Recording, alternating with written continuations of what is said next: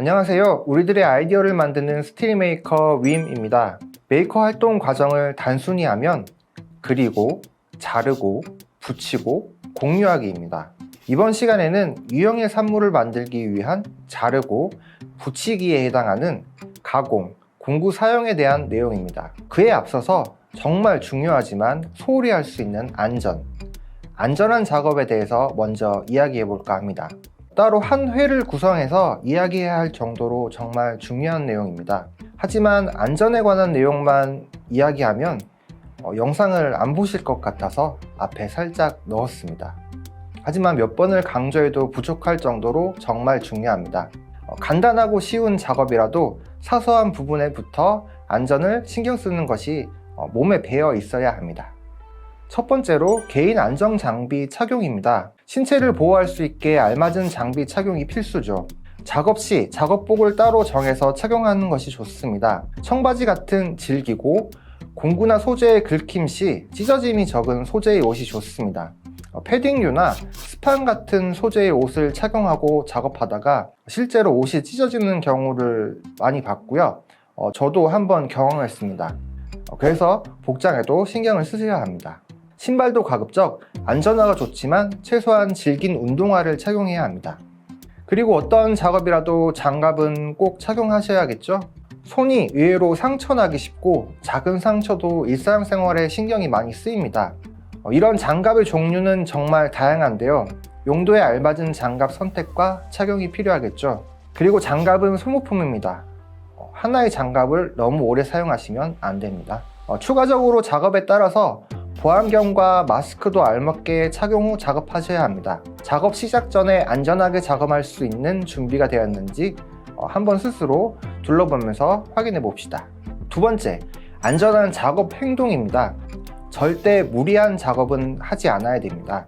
집중해서 제작을 하다 보면 무리한 자세나 또 무리한 공구 사용, 방법 등을 취할 수 있는데 이럴 때는 잠시 멈춰서 생각을 한번 정리해보고 진행하기를 추천드립니다. 무엇보다 안전이 우선이기 때문입니다. 세 번째, 주변 환경 확인 및 정리정돈입니다. 제작 전, 진행 중, 완료 후 작업 공간의 주변을 확인하고 제작 중 무언가 튀었을 시 문제가 없는지, 사고 발생 시 대체할 수 있는 안전용품들이 준비되어 있는지 이런 부분들을 꼭 확인하고 작업해야 합니다. 정말 기본적인 내용만 간략히 설명드렸고 이 부분만큼은 필수적으로 지키면서 메이커 활동을 해야 합니다. 개인이 하는 과정이기에 개인의 안전 철저히 지켜야겠죠. 여러분 한 분 한 분은 정말 소중한 존재입니다. 이제 본격적으로 준비된 아이디어와 재료를 자르고 붙이는 과정에 관한 내용입니다. 자르는 방법과 붙이는 방법은 다양합니다. 목재를 예를 들어볼까요? 자르는 방법과 공구를 보면 손톱, 전동톱, 테이블톱, 커팅기, 레이저 절단 등 방법이 있으며 붙이는 방법과 공구와 재료도 피스, 타카, 볼트, 접착제, 목다모, 맞춤 방법 등 다양하게 존재합니다. 이러한 방법 중 한 가지를 이용하는 방법과 다양하게 사용하는 방법도 있습니다. 이 중에 선택을 해야 하는데요. 각각의 방법들을 찾아보고 어떤 방법이 좋을지 비교해서 정하면 됩니다. 초기에는 공구를 다 갖추기 힘들고 어떤 공구의 사용 빈도가 높은지 가늠하기 어렵기 때문에 기본적이고 가격대가 낮은 공구부터 사용을 추천드립니다. 자를 때 사용할 공구와 붙일 때 사용할 기본 공구를 나눠서 어떤 것이 필요한지 정리를 해보면 좋겠죠? 칼이나 가위 등 본인이 가지고 있는 것들을 한번 정리해보고 제작 과정을 시뮬레이션 해보고 준비하는 것도 좋습니다. 메이커 스페이스 등에서 설비를 대여하거나 특정한 가공 부분을 초기에는 전문 업체에 맡기는 것도 좋은 한 가지 방법입니다. 처음부터 전 과정을 혼자 진행하는 것도 좋지만 협력해서 제작하는 것 또한 대안이 될 수 있습니다. 간단한 부분과 핵심적인 부분은 직접 진행을 하고 중요도가 떨어지는 부분이거나 기술적, 설비적으로 어려운 부분은 협력을 구한다고 하여도 아이디어를 실체화하고 공유한 사람이 메이커인 거죠. 그리고 요즘에는 유튜브에 고가의 장비를 직접 제작하는 영상을 해외에서 올린 것도 많이 있는데요. 직접 만들어서 사용한다면 비용과 제작 경험 두 가지를 다 얻을 수 있죠. 공구의 활용성을 높이는 방법도 많이 올라오고 있습니다. 영상을 보면 드릴 하나로도 다양한 공구를 대체해서 사용하는 방법들이 올라오고 있습니다. 메이커의 장점 중 하나, 정보 공유의 장점입니다. 정보를 얻는 것도 중요하지만 연습을 통해서 숙달되고 경험을 쌓는 것이 더욱 중요합니다.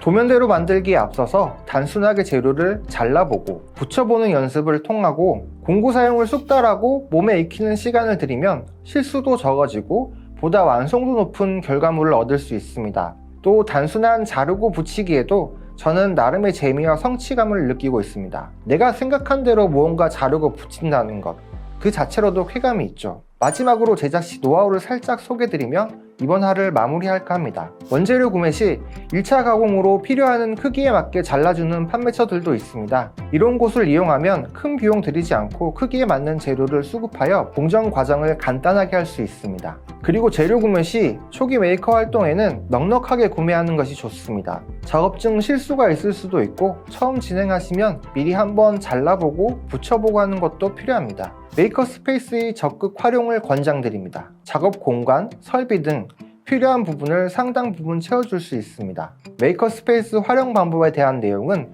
다음 화에서 찾아보실 수 있습니다. 어떤 아이템인지에 따라 공정과 공구 등이 달라지기 때문에 자세한 내용보다는 대략적인 내용을 담아서 오늘 이야기 드려봤는데요. 몸을 이용한 과정 영상이라고 하고 너무 이론적으로 또 흘러가지 않았나 하는 걱정이 조금 됩니다. 기본적인 토대가 되었으면 하는 바람으로 준비를 했고요. 다음 화로 또 찾아뵙도록 하겠습니다. 시청해주셔서 감사합니다.